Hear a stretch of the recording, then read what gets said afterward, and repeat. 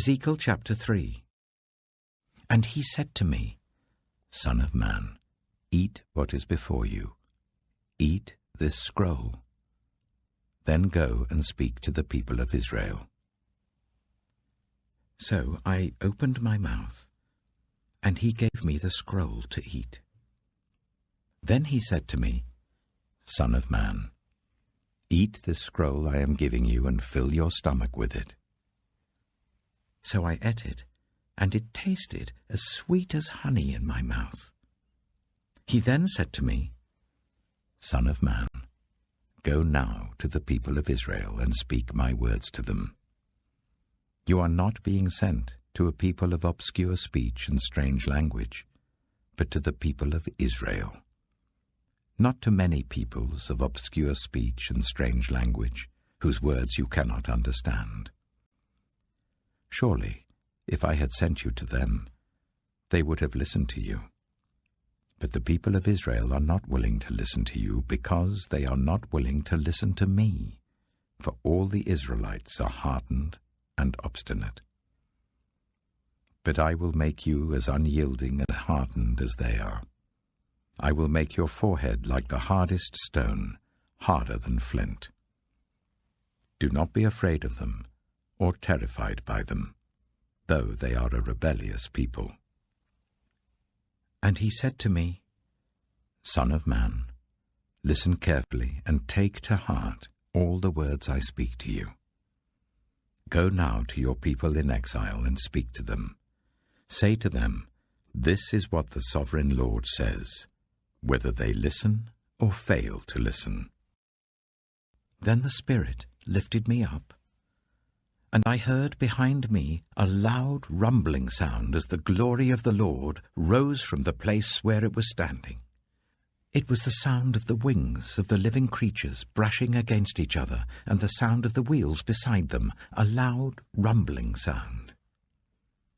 The Spirit then lifted me up and took me away, and I went in bitterness and in the anger of my spirit, with the strong hand of the Lord on me.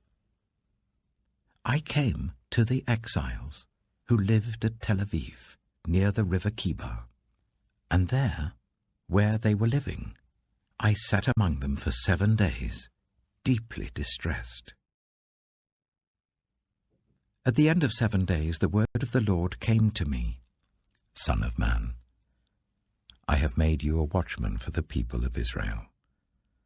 So hear the word I speak and give them warning from me. When I say to a wicked person, You will surely die, and you do not warn them, or speak out to dissuade them from their evil ways in order to save their life, that wicked person will die for their sin, and I will hold you accountable for their blood. But if you do warn the wicked person, and they do not turn from their wickedness or from their evil ways, they will die for their sin, but you will have saved yourself.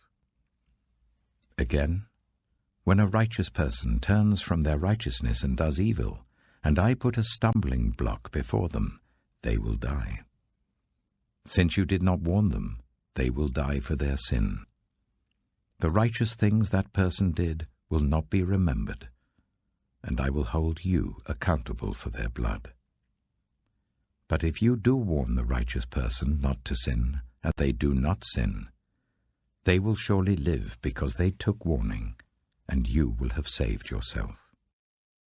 The hand of the Lord was on me there, and he said to me, Get up and go out to the plain, and there I will speak to you. So I got up and went out to the plain, and the glory of the Lord was standing there, like the glory I had seen by the river Kibar, and I fell face down. Then the Spirit came into me and raised me to my feet. He spoke to me and said, Go, shut yourself inside your house. And you, son of man, they will tie with ropes. You will be bound so that you cannot go out among the people. I will make your tongue stick to the roof of your mouth, so that you will be silent and unable to rebuke them, for they are a rebellious people. But when I speak to you, I will open your mouth, and you shall say to them, This is what the Sovereign Lord says. Whoever will listen, let them listen, and whoever will refuse, let them refuse, for they are a rebellious people.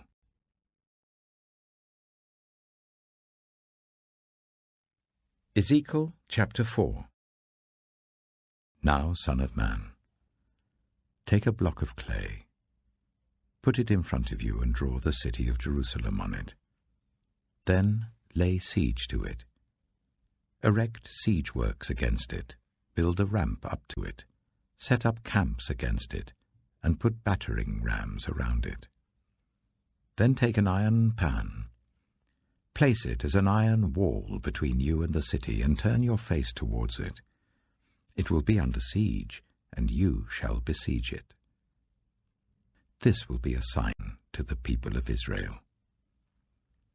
Then lie on your left side, and put the sin of the people of Israel upon yourself. You are to bear their sin for the number of days you lie on your side. I have assigned you the same number of days as the years of their sin. So for 390 days you will bear the sin of the people of Israel. After you have finished this, lie down again, this time on your right side, and bear the sin of the people of Judah. I have assigned you 40 days, a day for each year. Turn your face towards the siege of Jerusalem, and with bared arm prophesy against her. I will tie you up with ropes, so that you cannot turn from one side to the other, until you have finished the days of your siege. Take wheat and barley, beans and lentils, millet and spelt. Put them in a storage jar, and use them to make bread for yourself. You are to eat it during the 390 days you lie on your side. Weigh out 20 shekels of food to eat each day, and eat it at set times. Also, measure out 1/6 of a hin of water, and drink it at set times. Eat the food as you would a loaf of barley bread. Bake it in the sight of the people, using human excrement for fuel. The Lord said, In this way the people of Israel will eat defiled food among the nations where I will drive them. Then I said, Not so, Sovereign Lord. I have never defiled myself. From my youth until now I have never eaten anything found dead or torn by wild animals. No impure meat has ever entered my mouth. Very well, he said. I will let you bake your bread over cow dung instead of human excrement. He then said to me, Son of man, I am about to cut off the food supply in Jerusalem. The people will eat rationed food in anxiety and drink rationed water in despair, for food and water will be scarce. They will be appalled at the sight of each other and will waste away because of their sin.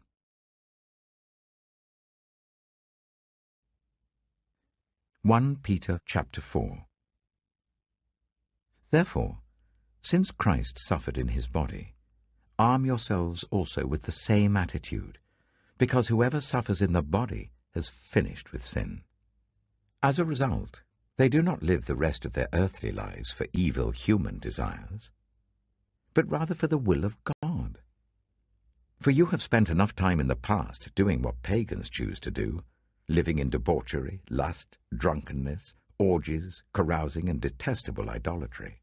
They are surprised that you do not join them in their reckless, wild living, and they heap abuse on you. But they will have to give an account to him who is ready to judge the living and the dead.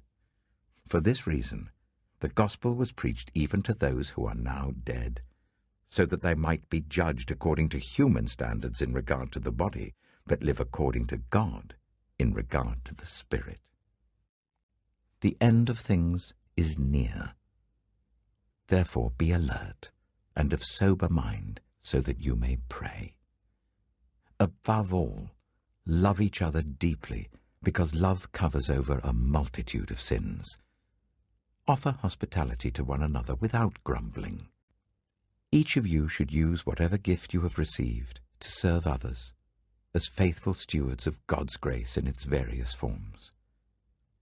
If anyone speaks, they should do so as one who speaks the very words of God. If anyone serves, they should do so with the strength God provides, so that in all things God may be praised through Jesus Christ. To him be the glory and the power for ever and ever. Amen. Dear friends, do not be surprised at the fiery ordeal that has come on you to test you, as though something strange were happening to you. But rejoice, inasmuch as you participate in the sufferings of Christ, so that you may be overjoyed when his glory is revealed. If you are insulted because of the name of Christ, you are blessed, for the Spirit of glory and of God rests on you.